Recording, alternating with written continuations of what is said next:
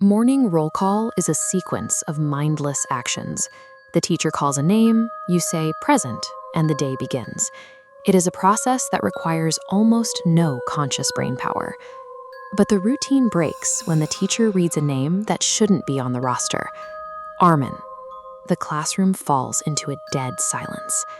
There is a specific social pressure in this moment, an expectation that someone will speak up and correct the mistake.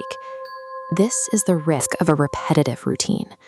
When we operate on autopilot, we leave our subconscious unguarded, creating a blind spot where a foreign element can begin to test the boundaries of our reality.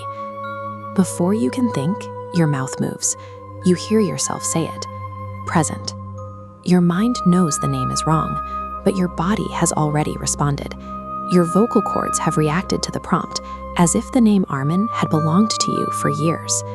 This diagram illustrates a psychological breach. By answering to a name that isn't yours, you provide the verbal confirmation needed for a foreign element to pierce your identity's outer perimeter. The shift isn't caused by an external force, but by your own surrender.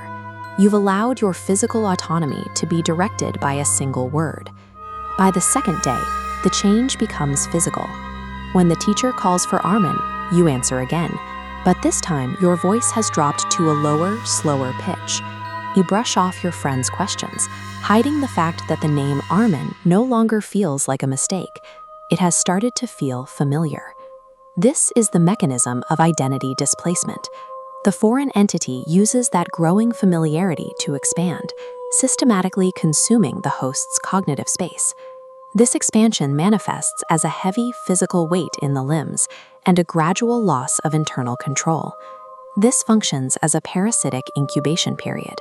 Rather than a sudden shock, the host's own mind begins to justify the intrusion, essentially rewriting its own narrative to accommodate its erasure. The process reaches its limit at 3 a.m. You wake to a heavy stillness in the room and a localized soft whisper calling that name. The whisper turns into a sharp command. Answer. Once again, your mouth opens and you offer a weak verbal submission in the dark. This second confirmation completes the transaction. A physical shift occurs deep inside your chest as the new identity takes full possession of the vessel. When you reach the mirror, the disconnect is visible. The figure in the glass smiles widely, even though your own face remains locked in terror. The reflection raises its hand. Your physical body is forced to follow the movement, mimicking the figure in the glass with no way to resist. The original consciousness has been moved out of the driver's seat. You have become the reflection, while the entity claims the physical world. On the third day, you return to the classroom.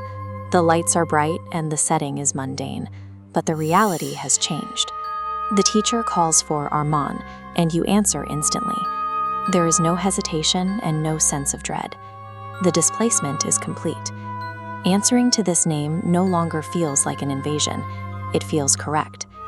When the teacher asks if you've changed your name, you simply smile and tell her it was always yours. The takeover succeeds because the host eventually rewrites their own history, framing the invader's presence as something that has always existed. Now, when people call you by your old name, you don't look up. You don't recognize the sound anymore. But late at night, a faint whisper calls out that old name. This final diagram shows the result of that displacement. The main circle is fully occupied, while a single, disconnected dot orbits the boundary, unable to find a way back inside the body it once inhabited. The entity in the body refuses to answer that whisper. To acknowledge the old name would be to open the door to being displaced once again. Our names are the tethers that anchor us to our own lives. Yielding them for even a second can permanently unmoor us from our own existence.